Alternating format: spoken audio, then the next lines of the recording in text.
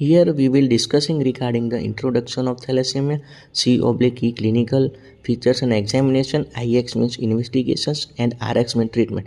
In introduction, thalassemia is a group of a single gene disorder due to defective globin chain production inheritance. Thalassemia is an autosomal recessive condition, alpha thalassemia chromosome 11 affected, in beta thalassemia chromosome number 16 affected. Point mutation is the most common in thalassemia. Here first history of the thalassemia given, then prevalence in India given. Now the basics of the thalassemia. Hemoglobin is a tetramer made up of the two polypeptide chains and two heme molecules. Now the site of the primary erythropoiesis. Before birth, erythropoiesis happens second week to 6 week in the yolk sac, from 6 week to birth in liver and bone marrow. After birth, the erythropoiesis happens into the bone marrow. Now types of the hemoglobin: Gower and Portland 1 and 2 type embryonic hemoglobins, HbF fetal hemoglobin, alpha 2 gamma 2 chains. HbA is adult hemoglobin, there is a presence of alpha 2 and a beta 2 chains, and HbA2 there is a alpha 2 and a delta 2 chains are present. If there is an inadequate beta globin chain production, there will be the alpha chain excess will lead to the alpha 2 gamma 2 chains either, or alpha 4 tetramer formation, which will lead to the unstable production of the RBC. That will lead to the destruction of the RBC, and destruction of RBC happens into the spleen. That will lead to the splenomegaly and hypersplenism, and HB will be decreased and condition will happen as the anemia. Now alpha 2 and gamma 2 chain will lead to the formation of fetal hemoglobin, HbF, that has the high affinity to the oxygen. That will lead to the tissue hypoxia and increased production of the erythropoietin in order to formation of the RBC. That will lead to the growth failure, endocrine complication, increase ineffective erythropoiesis will lead to the bone marrow expansion and TTI transmitted infection. Clinical features related with the bone marrow expansion are the hemolytic phases, skeletal deformities, osteopenia and hepatosplenomegaly. And the clinical features related to transfusions, iron overload, hepatic fibrosis, liver cirrhosis, cardiac abnormality and endocrine abnormalities. 8th May is the World Thalassemia Day celebrated. Here in this slide there is a thalassemia communities in India and the classification regarding the thalassemia given.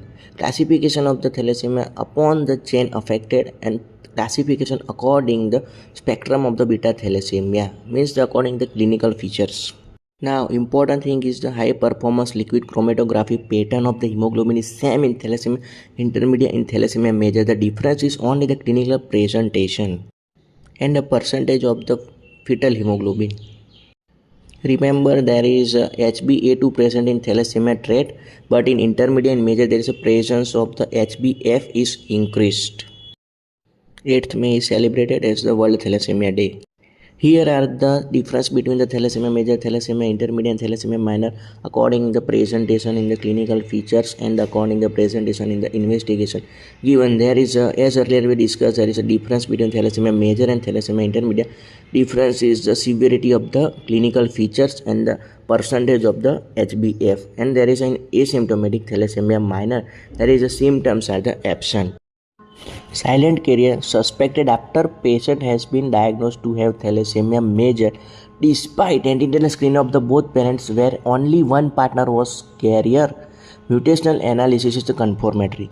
Now no jaundice in thalassemia major because of the ineffective erythropoiesis that will lead to the RBC's destruction before the hemoglobinization to the normoblast. So there is no pigment available for the jaundice presentation. However, if jaundice is present in a thalassemia major, that will reason is the transfusion related infections or iron overloaded cirrhosis. Here are the various complications are the given regarding the ineffective erythropoiesis, excessive erythropoietin production, abnormal RBC production, and transfusion related infections. There are two types of the differential diagnosis, one related with the splenomegaly with the anemia in infants, and second one related with the BT dependent diseases. Now the investigations regarding the thalassemia, you can divide the investigation into the two parts. One investigation related with the Radiology and other investigations are the non-radiological investigation, means the lab related the investigations.